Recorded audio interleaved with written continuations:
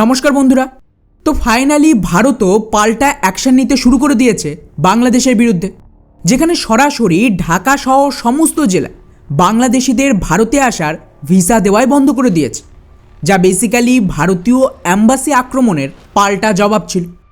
অন্যদিকে দিল্লিতে বাংলাদেশের হাই কমিশনারকে ডেকে ভালো মতন ওষুধ দেওয়া হয়েছে যে ভারতের সাথে লাগতে এলে এর ফল কিন্তু খুব একটা ভালো হবে না। এখন ইন্টারেস্টিং ব্যাপার হলো, যদি আপনারা খুব মন দিয়ে গত 3 দিনে ঘটে যাওয়া একের পর এক ভারতের ওপর যে সমস্ত আক্রমণ হচ্ছে তাকে দেখেন, তাহলেই বুঝতে পারবেন এখানে কতটা ভয়ঙ্কর একটা গেম চলছে।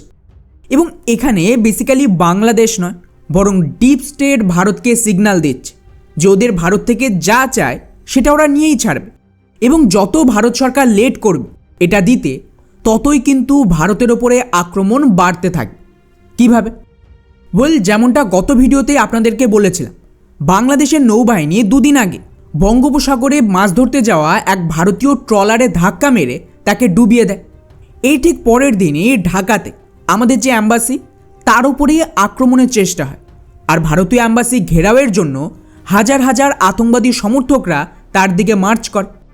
অর্থাৎ সরাসরি এখানে চেষ্টা হয়েছিল ভারতীয় অ্যাম্বাসিতে অ্যাটাক করে ভারতের কমিশনার বা যারা ওখানে কাজ করছে তাদেরকে মেরে ফেলা, যেভাবে শেখ হাসিনার বিরুদ্ধে চেষ্টা হয়েছিল। এখন স্বাভাবিকভাবেই ভারতীয় অ্যাম্বাসি মানে ওটা কিন্তু সম্পূর্ণ আমাদের নিজস্ব জমি, ওখানে অ্যাটাক মানে ভারতে অ্যাটাক। এর ঠিক পরে ওদিকে আরেক বাংলাদেশি আতঙ্কবাদী লিডার হাসনাত আবদুল্লাহ ওপেনলি এটা ডিক্লেয়ার করে দিয়েছে যে আমরা সমস্ত ভারত বিরোধী যেসব আতঙ্কবাদী রয়েছে যারা নর্থ ইস্টে এত বছর অ্যাটাক করছিল তাদেরকে নিজের দেশে না কেবল শরণ দেব, বরং আমরা নর্থ ইস্ট ভারতে হামলা করিয়ে 7 সিস্টার দখল করব বা আলাদা করে দেবো ভারত থেকে। এখন স্বাভাবিকভাবে আপনাদের একটু খটকা লাগছে না যে হামলা যদি করতেই হতো, জুলাই আন্দোলনের সময় ভারতীয় অ্যাম্বাসিতে হামলা অনেক সহজ ছিল, তারপরে ওরা এত মাস চুপ ছিল, কিন্তু হঠাৎ করেই এখন ওরা ভারতীয় অ্যাম্বাসিতে অ্যাটাকের জন্য এইভাবে এগিয়ে এলো কেন? আর এই ঘটনার ঠিক আগের দিন ওদের নৌবাহিনী ভারতীয় ফিশিং জাহাজ ডুবিয়ে দেওয়ার কারণ কি? ওরা কি জানে না যে এখানে যদি এই ধরনের কনফ্লিক্ট শুরু হয় এবং ভারত পাল্টা অ্যাটাক করে তাহলে বাংলাদেশের পরিণতি কি হতে পারে?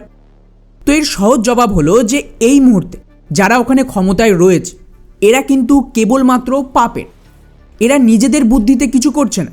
বেসিক্যালি ওপর থেকে বা সহজ ভাষায় আমেরিকা থেকে যা বলা হবে, যে ধরনের ফান্ডিং আসবে বা নির্দেশ আসবে সেই মতন এরা কাজ করবে। অর্থাৎ এর মানে দাঁড়াচ্ছে এই মুহূর্তে আমেরিকা বা আমি বলবো ডিপ স্টেট ভারতকে একটা মেসেজ দিচ্ছে যে আমরা যা চাই সেটা ভারত করুক, না হলে দিল্লির ব্লাস্টের পর নেক্সট অ্যাটাক নর্থ ইস্ট ভারতে হবে এবং সেটা কিন্তু বাংলাদেশ থেকেই করানো হবে। এখন প্রশ্ন দাঁড়াচ্ছে যে ডিপ স্টেট এক্স্যাক্টলি কী চাইছে ভারত থেকে? খুবই সহজ। আমি লাস্ট 3 মাস ধরে বলছি যে ডিপ স্টেটের এই মুহূর্তে ভারতের কাছে দাবি হলো ভারত একটা বড়সড় মিলিটারি অপারেশন বা যুদ্ধ শুরু করুক, যেরকম ইসরায়েল আর রাশিয়া করেছে। এর জন্য হয় ভারত পাকিস্তানে অ্যাটাক করবে, না হলে বাংলাদেশ। আর বাংলাদেশে এই পুরো রিজিম চেঞ্জের 2টো উদ্দেশ্যর মধ্যে একটা এটাই ছিল যে ভারতকে সময়ে সময়ে সিগন্যাল দেওয়া পাকিস্তানে অ্যাটাকের জন্য।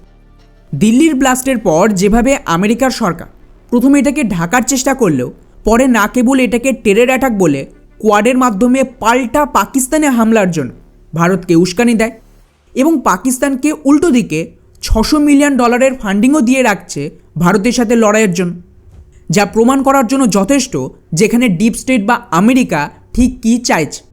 কিন্তু এখনও পর্যন্ত ভারত পাকিস্তানের ওপর কোনো রকম অ্যাটাক করেনি। কেন আমি জানি না, তবে এখানে সরকারের নিজস্ব কিছু উদ্দেশ্য থাকবে বা এমন কিছু তথ্য সরকারের কাছে রয়েছে যা আমরা সাধারণ মানুষ জানি না। হতে পারে ওরা ভারতকে এখানে ইসরায়েল বা রাশিয়ার মতন ফাঁসাতে চাইছে। কিন্তু কারণ যাই হোক, যেহেতু এখনও পর্যন্ত কোনো রকম অ্যাটাক ভারত পাকিস্তানের ওপরে শুরু করেনি, তাই এখন বাংলাদেশকে ভারতের বিরুদ্ধে অ্যাক্টিভ করা হলো। ভারতের ফিশিং বোট ডুবিয়ে দেওয়া থেকে শুরু করে অ্যাম্বাসিতে অ্যাটাক, এবং হাসনাত খানের বয়ান বেসিক্যালি ভারতকে একটা স্পষ্ট ইঙ্গিত দিল যদি ভারত কোনো রকম মিলিটারি অ্যাকশন শুরু না করে তাহলে ওরা বাংলাদেশকে অ্যাক্টিভ করবে নর্থ ইস্ট ভারতে অ্যাটাকের জন্য। আর আমি গ্যারান্টি দিচ্ছি এই মুহূর্তে বাংলাদেশ পুরোটাই ডিপ স্টেটের কন্ট্রোল, এবং যে পরিমাণে ওখানে মুসলিমরা পাগল হয়ে আছে ভারত বিরোধিতা বা ইসলামিক জেহাদের জন্য, তাতে এটা কিন্তু খুবই সহজ ব্যাপার ওখান থেকে আমাদের নর্থ ইস্টের রাজ্যগুলোতে বড়সড় কোনো টেরর অ্যাটাক করানো। কেননা 100 বার চেষ্টা করলে একবার তো সফল হবে, আর ওই একবারই যথেষ্ট দুই দেশের মধ্যে কনফ্লিক্ট লাগানোর জন্য। আর তাছাড়া আমাদের দেশের ইন্টারনাল সাপোর্ট তো রয়েছে, সকলেই জানেন যে প্রচুর বাংলাদেশি ভারতে রয়েছে, এমনকি প্রচুর ভারতীয়রাও ভারতের বিরুদ্ধে অ্যাটাক করছে। ফলে এটা টু বি অনেস্ট আমার জন্য খুবই সেন্সিটিভ ইস্যু। হ্যাঁ, আমি জানি যে বাংলাদেশের তরফ থেকে সম্ভব নয় নর্থ ইস্টকে আলাদা করা, এবং কনফ্লিক্ট শুরু হলে ভারত কয়েক ঘন্টার মধ্যেই বাংলাদেশকে সারেন্ডার করতে বাধ্য করবে। কিন্তু ইসরায়েলে আপনারা দেখেছেন টেরর অ্যাটাক হয়ে গেলে তার দাম সাধারণ মানুষকেই দিতে হবে। আমরা যতই বাংলাদেশিদের মারি, তারপর যারা ভারতে মারা যাবে তাদের তো ফেরানো সম্ভব নয়, এবং সেই সমস্ত পরিবারগুলো সারা জীবনের দাম দিতে থাকবে। আর যেহেতু আমি বলেছিলাম যে এবছরের শেষ বা আগামী বছরের শুরুতেই আমেরিকার মার্কেট ক্র্যাশ হবেই, এবং এটা করানোর আগে বড়সড় একটা যুদ্ধ চাই যা গোটা মার্কেটে একটা ভয় ছড়িয়ে দেবে, তো তারই একটা প্রিপারেশন চলছে। এখন আগামী একটা মাস খুবই গুরুত্বপূর্ণ, হয় ভারতে অ্যাটাক করবে, নয়তো ভারতে অ্যাটাক কনফার্ম। কিন্তু কোন দিক থেকে আমাদের ওপরে টেরর অ্যাটাক হবে আমি জানি না। নর্থ ইস্ট আর বাংলা মেন টার্গেট, যেটা বাংলাদেশ থেকে হতে পারে। অন্যদিকে কাশ্মীর, গুজরাট, দিল্লি আর পাঞ্জাব পাকিস্তানের টার্গেটে রয়েছে, এবং এদেরকে সাহায্য করার জন্য আমাদের দেশে তো কোটি কোটি লোক আছে, যা দিল্লি ব্লাস্টে প্রমাণ হয়ে গেছে যে এখানে তো শিক্ষিত ডাক্তাররাও জিহাদ শুরু করেছে। তাই যা সিদ্ধান্ত নেওয়ার সরকারকে তাড়াতাড়ি নিতে হবে। বাংলাদেশের এই সমস্ত ভিসা বন্ধ করে বা উচ্চ কমিশনারকে ডেকে হুমকি দিয়ে কোনো লাভ নেই, কারণ বাংলাদেশ নিজেদের ভবিষ্যৎ অলরেডি ডিসাইড করে নিয়েছে। এখন বাকিটা আমাদের উপরে নির্ভর করছে যে আমরা কি চাই।